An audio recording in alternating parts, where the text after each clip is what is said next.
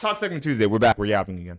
So, all right, let's see if we can do that. I think this should work. Oh my fucking god, I can't do that because I need to be able to type.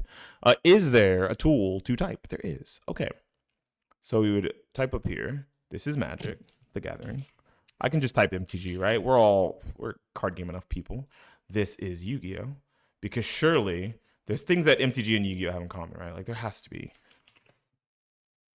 Let me move it. Let me stop being stupid. There we go. We can move it down here. And then this is Pokemon. So we'll just put Pokemon's the shortest. We'll go PTCG. Cool. So these three games have to have things in common, obviously. I wish I had done it right because Yu-Gi-Oh! And actually, I think I did it perfectly because Yu-Gi-Oh! And Magic have almost fucking nothing in common. I wonder if I can move my camera out of the way. Let's move me over here. There we go. We'll move me over here. My lights just flickered. That sucks. Now, I kind of want to put the things that... Can we scale this? How do we scale this? Whoa.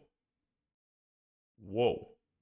Okay, that's better. Significantly better. Thank goodness. So we want to put things in Magic that I know don't exist in other card game. Lens as a resource. As a resource.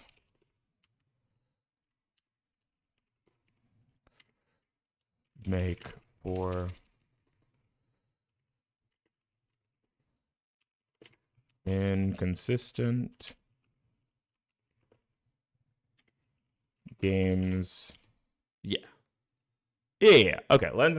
You can. By the way, you can build your deck perfectly and still have bricky hands when it comes to lens. That is just card game variance. It's gonna fucking happen. You could play the exact optimal amount. You can ask any fucking stat nerd. You're playing, whatever your mana curve is. So you play the perfect number of lands with cards that search you into your lands or mana cheaters, including mana dorks. And sometimes you will still break. I played Teamer Energy. Teamer Energy was a 21 to 22 count land deck. I played 22, a higher land count to be safe, 4 Attune with Aethers, 4 Servant of the Conduit, 4 Rogue Refiner to draw cards, and I still fucking saw 1 land hands every now and then that I had to mulligan. Or I would still see 2 lands and no way to... We're talking about card games. 2 lands and no way to draw additional cards to get to my 3rd land to land a Rogue Refiner, right? That is just something that happens in Magic the Gathering. It's like the worst thing about Magic the Gathering. That shit fucking sucks. So I'm putting it in like its own section all by itself. Yu-Gi-Oh!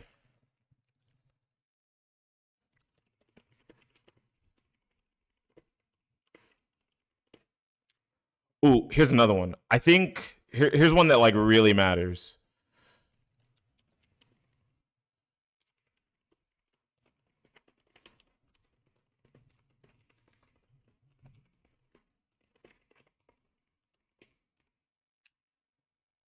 That one really matters. Trying to teach Yu-Gi-Oh! Is extremely hard because there's no resource. There's nothing to cling on to except reading the card explains the card. And then it still doesn't because, damage step exists and punctuation matters a lot, right? Like you need to know the difference between a colon and a semicolon when it comes to cost, an effect that's triggered, and a condition. Like, oh my fucking... fuck Yu-Gi-Oh, man. The more I think about that, the more if I wasn't engrossed into Yu-Gi-Oh! And already understand these things, how effects work, like even if you read the Yu-Gi-Oh! Card properly, if I say, okay, what part does the effect end and what part did the cost end and the effect start, some people will not be able to tell me. What part of this is the condition and what part of this is an effect? Some people cannot tell me. The new cards that just came out, Killer Tune, people have no idea. Also, what up, Matt? How you doing, brother? People have no idea that if you Veiler a Killer Tune or a Cool Tune monster, a lot of people don't know how to read. Yeah, that too. And they're all essays. Every single one of them is a fucking essay. It's a goddamn thesis statement. The new Killer Tune monsters, they say that you can synchro with a monster in your hand and them from the field. People think if you if you Veilered it, if you negated its effect, that it could not do that. No, because that is condition of the card. Conditions cannot be negated in Yu-Gi-Oh! Yu-Gi-Oh! Makes literally 0 sense. The game is too fast to comprehend, and there's no resources outside of the number of cards in hand. It's really fucking stupid. Now, let me put something from PTCG that like completely ruins the game and feels bad.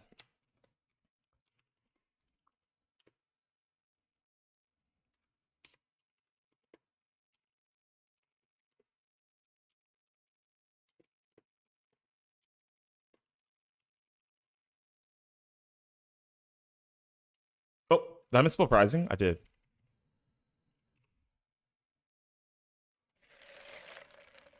Mm.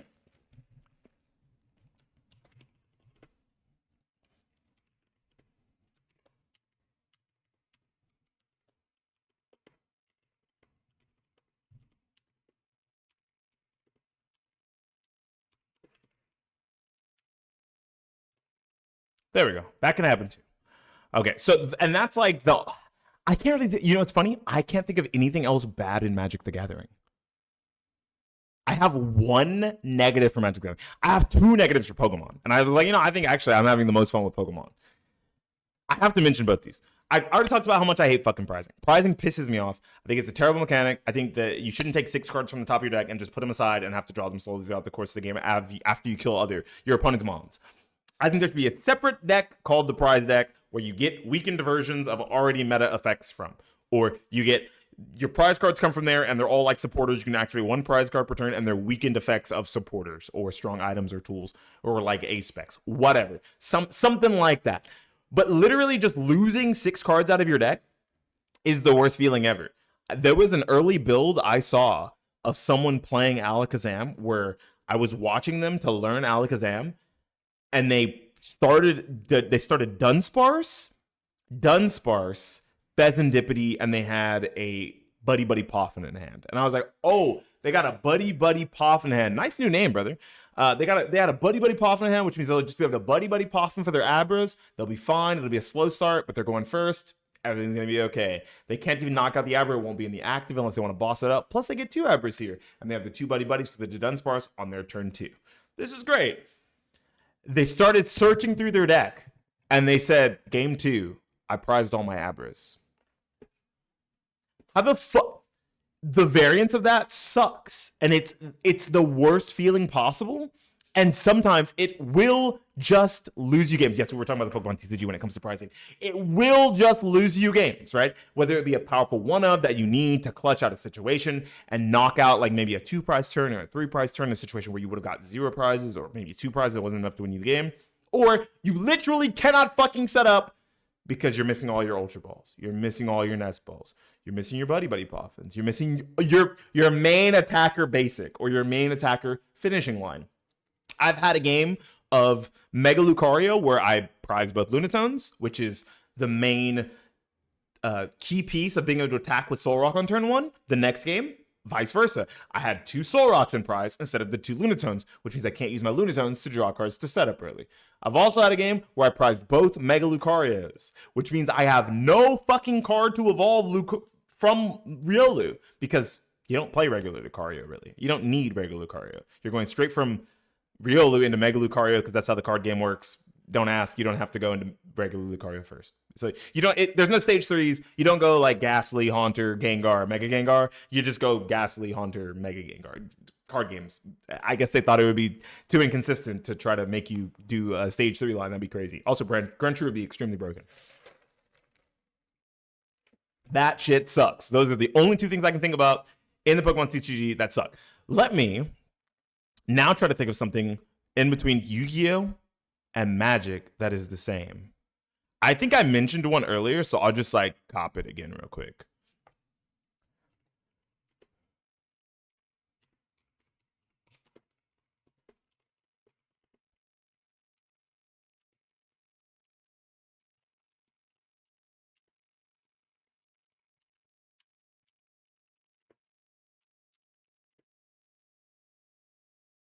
Let me make that a little smaller.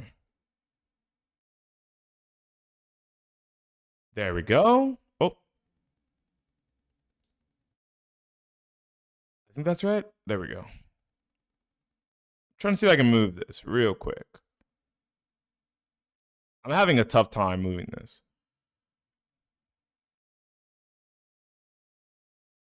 There we go. Turn 1 setup feels good, and you're almost always playing turn 1. And that's real. It's true. Like, all you do Yu-Gi-Oh! In turn 1 is set up and then kill your opponent on turn 2. Like, that's actually valid. That's the actual truth. But it also means that, you're playing the game. You're playing the game. Ooh, I can think of one more downside for Yu-Gi-Oh!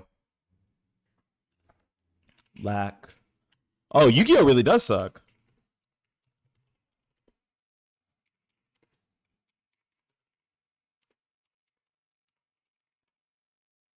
Yeah. Yu-Gi-Oh doesn't have a mulligan. So if you have a 5 card hand that's all interruptions, no starter, and your opponent plays into none of those interruptions, it doesn't play into your Ash Blossom, doesn't play into your Veiler, doesn't play into your Nibiru, they play under it, right? Doesn't play into, or they play through your Infinite Impermanence or Dominus Purge / Impulse. You just spent like 3 cards and didn't have a starter, and your opponent set up. Like that's that shit. And you couldn't mulligan. You couldn't be like, this hand is unplayable. Show your opponent mulligan. Like you could, and they take an additional card. You get one less card. No, like you can't. That shit blows. I would. And here's the problem. There are decks so powerful that you could mulligan down to like 2 cards. Like you can mulligan down to like cross out designator plus your starter, or like called by the grave plus your starter, and probably win the game. Maybe like that's the issue with having mulligans in Yu-Gi-Oh. But then the downside is on the other side. If you literally don't see a playable hand, you just have to go pass. Like shit. Set an Ash Blossom or Effect Veiler. Pass. You go. Like what the fuck, man. Ooh, so that means these two have this in common. Mulligan can create wins from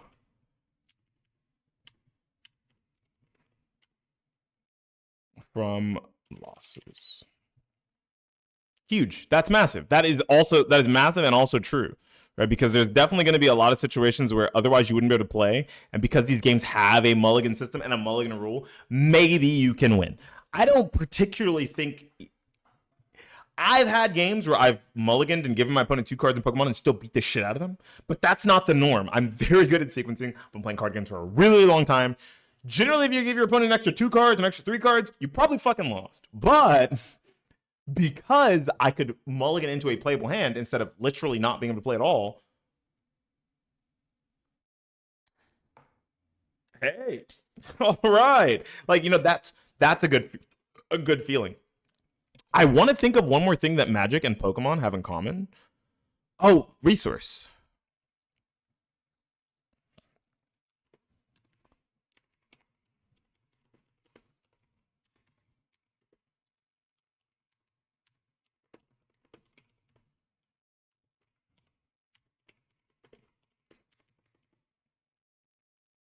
Yeah, they both have a resource to keep the game balanced. The problem is, I like the resource in Pokemon. I don't fucking like the resource in Magic.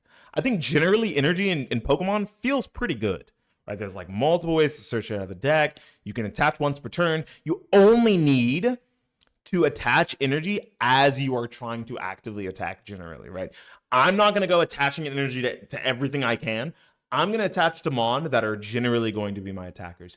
Why am I going to attach a psychic energy to a Dunsparce and Alakazam? I'm never going to do that. I'm going to attach my psychic energy to my Abra or my psychic energy to my Kadabra before the next turn that I'm going to evolve into an Alakazam so that I can then set up another Abra on the bench with an energy on it for when they kill my Zam. That's how it's supposed to work.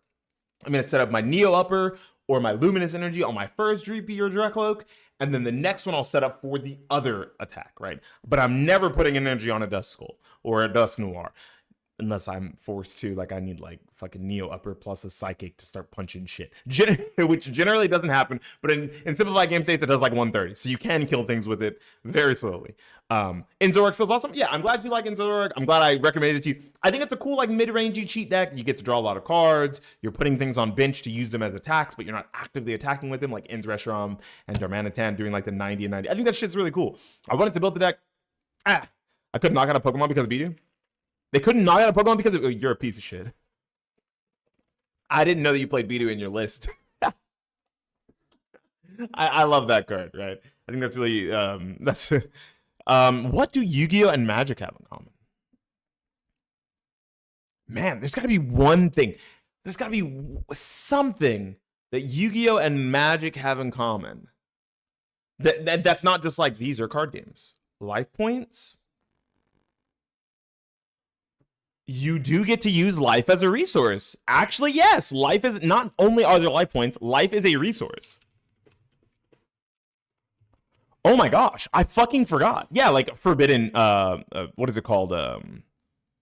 Solemn judgment, solemn scolding, solemn strike. Like, yeah, these are actually real. Like that, their life is a resource in this game very heavily. You actually don't always die because your opponent did 20 life to you in Magic, or because your opponent did 8,000 damage to you in Yu-Gi-Oh. Sometimes you pay away some number of your life to start your game, to get started earlier, to use defensive cards like the Solemns I just mentioned. Yeah, that was actually really smart of you, Jaden. Shout out to Jaden for actually saying something smart for the first fucking time in my chat.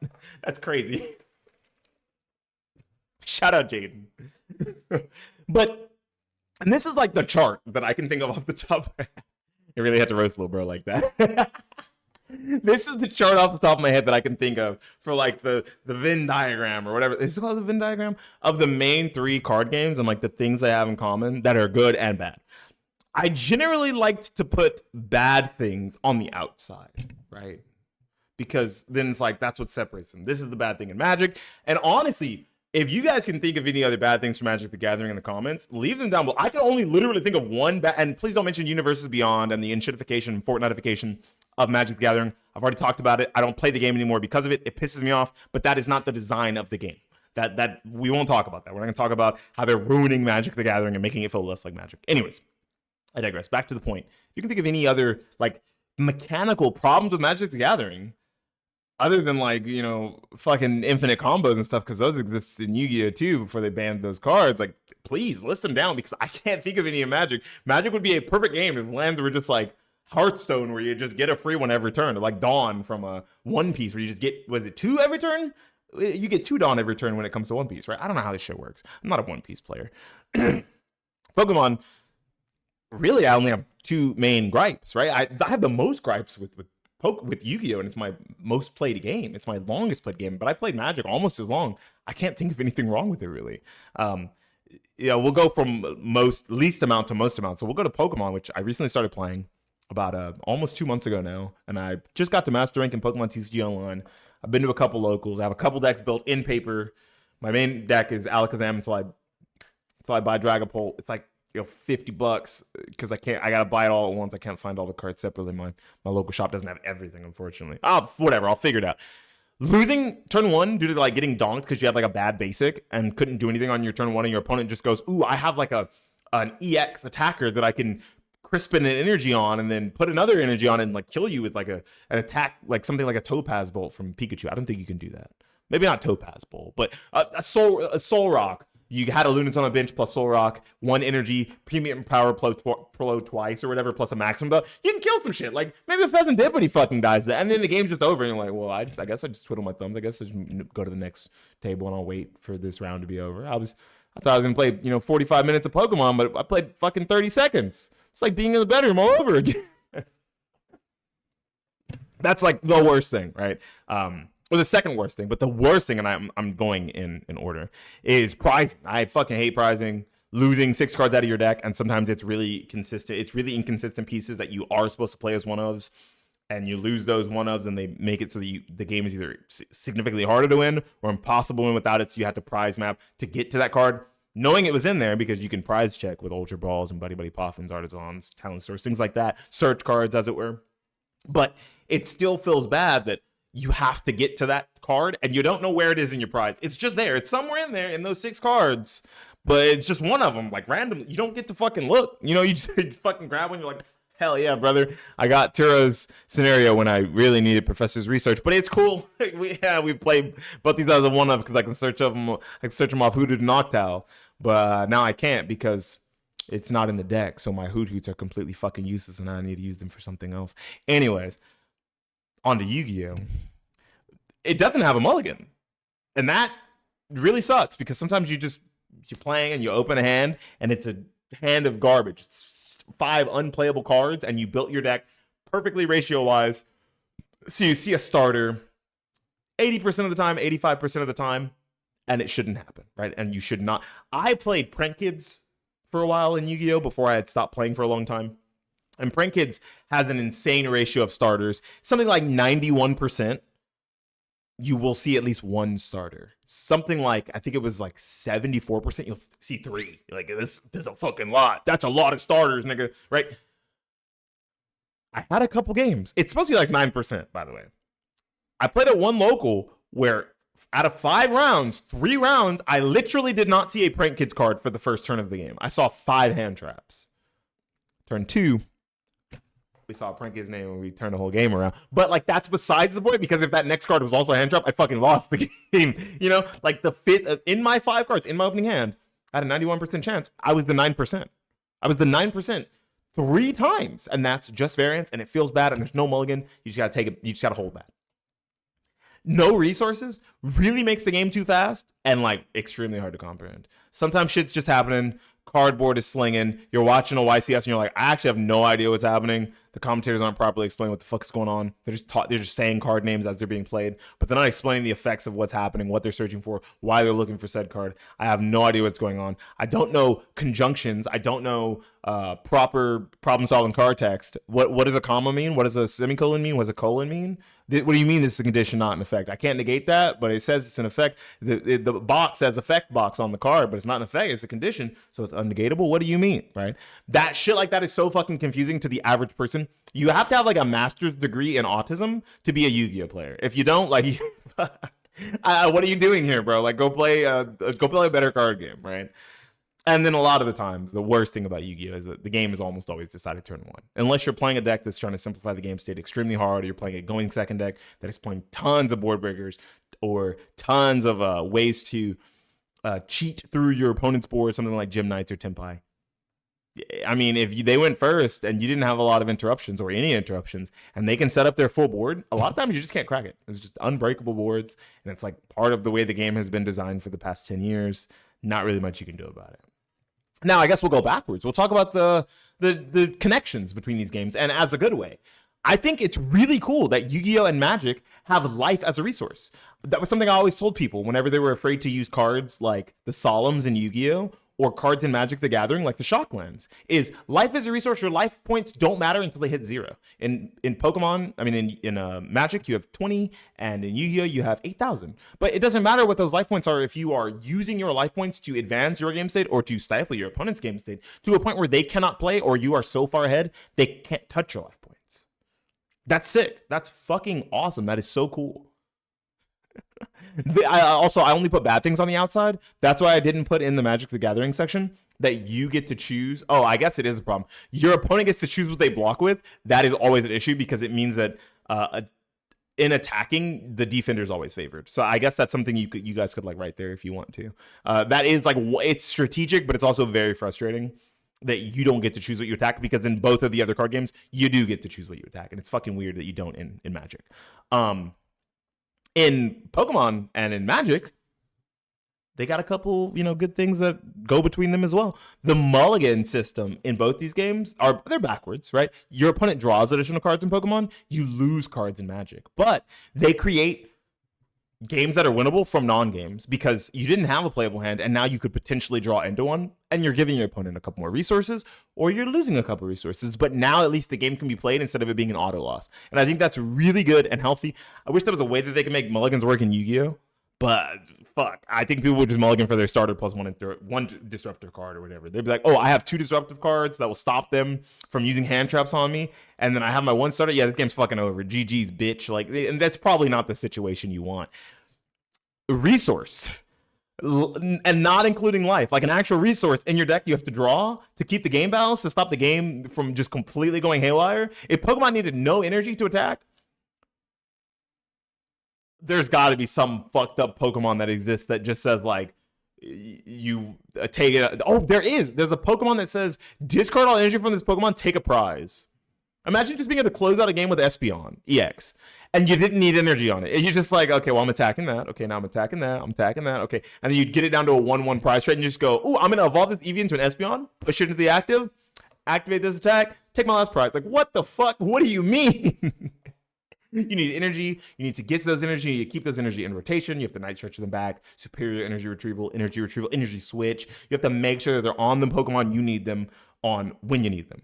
for it to matter, right? So you can't just always attach an energy every turn to Pokemon, or if you are, you have to make sure you're putting it on the Pokemon that matter, and the opponents aren't sniping those Pokemon, right? They're not gusting them up and killing them before they can get their second or third energy attachment they need, before they can evolve into their final form that has the main attack that you are looking to do with said Pokemon. And then in Magic, of course, lands, the thing I dislike a lot because they're kind of bricky and they're shit, and I have a way to fix them, and we'll talk about it later. But that's the core issue: is you need lands. The lands will create games. Without lands, there is no game of Magic the Gathering. So they keep the game balanced in a sense. They keep color pie balanced. You can't use black cards with green lands. You can't use white cards with red lands. You can't use blue cards with green lands or black lands. Whatever. Fuck. There's only 5, right? So I can't just I can't split them like that, like I was trying to do. I guess I could have said colorless. The colorless is a type for the Meldrazzis. Anyways, that keeps the game balanced and in check in a way that some games otherwise would not have if there was no resource. That is the key thing that makes those two games feel similar and feel good. Thank God. Because without those things, I mean, fucking busted ass card games, both of them. In Pokemon to Yu-Gi-Oh!, the main similarity I could think of, there's probably a couple other, but the main one I could think of is that the turn 1 setup feels good, and it feels like you're actually playing. You're actively playing on turn 1. Even if in Pokemon you're limited, you can't use a supporter, and you can't evolve, you can still play a stadium. You can still play item cards. You can still bench additional Pokemon, right? You can still draw cards if you have supporter Pokemon, like Mew, like Squawkabilly, that draw cards, right? You could still have those. Shaman EX, the old classic for anyone who's like watched old Pokemon from 10 years ago, but didn't play. Like I didn't play during Evolving Skies or whatever format that was, but I know who Shaman EX is, right? It's a fucking great card. It's a sick ass fucking card. Things like that, they make the game feel faster. They make the game feel like turn 1 actually does something and that it's meaningful. You're not twiddling your thumbs. You're not going play a land, twiddle your thumbs, pass. Even though there are resources in Pokemon. No resources in Yu-Gi-Oh! The last thing, because there's this little empty spot in the middle, right here, is that all card games are fun.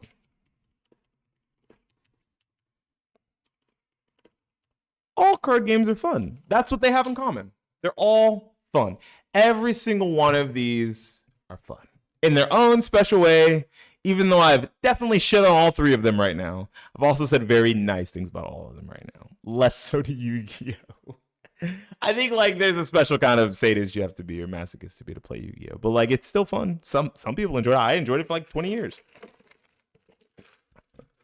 I would still play Genesis if Genesis was in Master Duel, but it's not, and I'm not gonna fucking buy cards just to play Genesis. That seems stupid. But this is my little pie chart. I was trying to think of this as I was talking about earlier, the difference between Pokemon, Yu-Gi-Oh! And Magic, because I'm learning Pokemon actively, and I've been playing those 2 games for a long time and played them for a long time. So this is my little chart.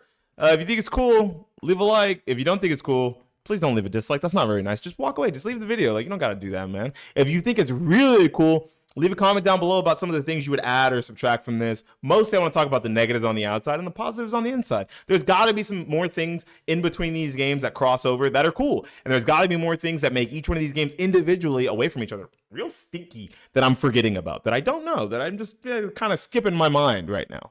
Anyways, if you enjoyed this, also subscribe to the channel. That'd be cool. I'd hope to get to 1,000 subscribers by the end of the year. I know the year just started and we are now at 900, so it'd be awesome to get to 1,000. Anyways, this has been Beanie Thuggish for the YouTube, putting my head onto paper about card games, so I just have to get this shit the fuck out of my head.